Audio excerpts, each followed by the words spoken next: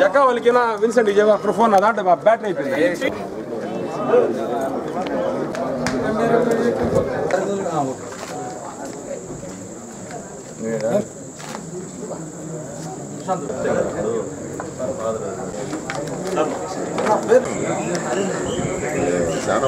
అలాగేనండి. నా పేరు ఎస్కే హజరత్ అండి.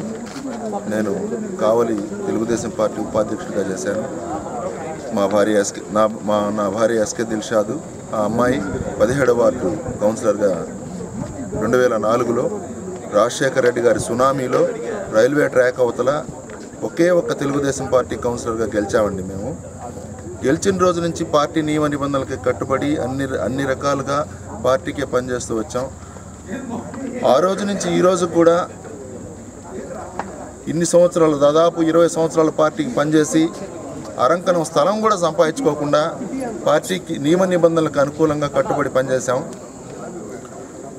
మా 5 సంవత్సరాలు పార్టీలో కౌన్సిలర్గా పనిచేసిన వాళ్ళకే అరంకనం స్థలం ఇంపి లేని పార్టీలో ఉండడం కంటే, గుర్తింపు లేని పార్టీలో ఉండి అన్ని విధాలా నష్టపోవడం కంటే, మనకు గుర్తింపు, మనకు ప్రాధాన్యత ఇస్తున్నటువంటి ప్రతాప్ రెడ్డి గారి నాయకత్వంలో పనిచేయాలనే ఉద్దేశంతో నేను వైఎస్ఆర్సీపీ కాంగ్రెస్ పార్టీలోకి రావడం జరిగింది. ఏదేమైనా నాలాంటి వాళ్ళు అనేక మంది తెలుగుదేశం పార్టీలో ఇబ్బంది పడ్డారు, అనేక మంది అన్యాయం అయిపోయారు పార్టీ కోసం పనిచేసి. అక్కడ ఏంటంటే కేవలం ఒకే ఒక్క నాయకత్వం, మలిశెట్టి వెంకటేశ్వర నాయకత్వంలో అందరూ అధోపాతాళానికి దిగజారిపోవడం జరుగుతూ ఉంది.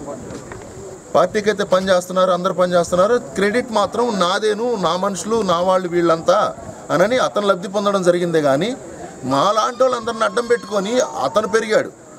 ఈరోజు మేమందరం నష్టపోవడం జరిగింది. పార్టీలో అట్లాంటి పార్టీలో మేము పనిచేసి కష్టపడి గుర్తింపు లేని దగ్గర ఎగిరెగిరి దంచినాదే కూలి, ఎగరకుండా దంచినాదే కూలి సామెత అయిపోయింది. అలాంటి దగ్గర పనిచేయాల్సిన అవసరం లేదు, అలాంటి వాళ్ళ నాయకత్వంలో పనిచేయాల్సిన అవసరం లేదు. ఏకనాయకత్వం వహిస్తున్నటువంటి ప్రతాప్ కుమార్ రెడ్డి గారి నాయకత్వంలో పనిచేయాలా, ప్రతాప్ కుమార్ రెడ్డి గారి గెలుపుకు కృషి చేయాలా, మంచి వాళ్ళని మనం ఎప్పుడు ఎన్నుకోవాలా, ప్రగతి బాటని నడిపించే వాళ్ళని వాళ్ళ వెన్నుండి మనము పనిచేయాలా అనే ఉద్దేశంతో నాకు అవకాశం కల్పించండి సార్, నేను మీ గెలుపుకు పనిచేస్తాను. నేను మైనారిటీని, నేను అన్ని విధాలా నాకు కేబుల్ టీవీ ఉంది, నాకు అందరితో టౌన్ మొత్తం మీద సన్నిహిత సంబంధాలు ఉన్నాయి. నేను మీ గెలుపు కోసం అహర్నిశలు పనిచేస్తానండి.